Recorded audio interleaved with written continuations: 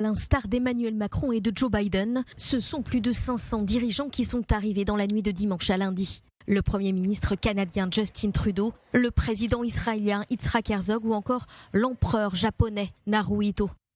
Après une réception organisée ce dimanche par le roi Charles III au palais de Buckingham, roi et reine, Premier ministre et président sont invités à assister à la cérémonie funéraire de la reine Elisabeth à l'abbaye de Westminster.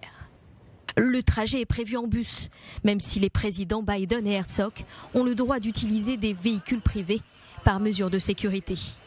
Au total, 2200 invités sont attendus. C'est la capacité maximale de l'abbaye. Un dispositif exceptionnel pour la police londonienne. 10 000 policiers vont assurer la sécurité.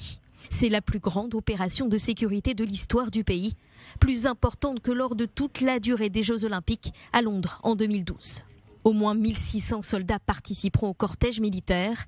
Et depuis plusieurs jours, des habitants du monde entier se rassemblent dans le centre de la capitale. 1 million de Britanniques y sont attendus. Pour éviter le bruit durant les funérailles, plus de 100 vols à l'aéroport d'Heathrow, dans l'ouest de Londres, ont été annulés. Après 4 jours et des centaines de milliers de visiteurs, il n'est plus possible de se recueillir sur le cercueil de la reine. Des images de drones ont montré une file de 16 heures d'attente.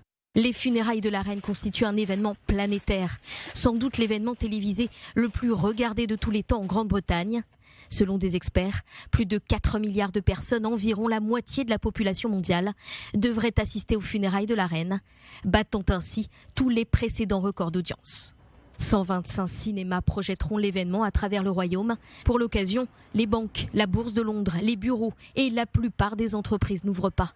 Après 10 jours de cérémonie de deuil dans le pays, le Royaume-Uni va dire un dernier au revoir à celle qui a détenu la couronne durant 70 ans.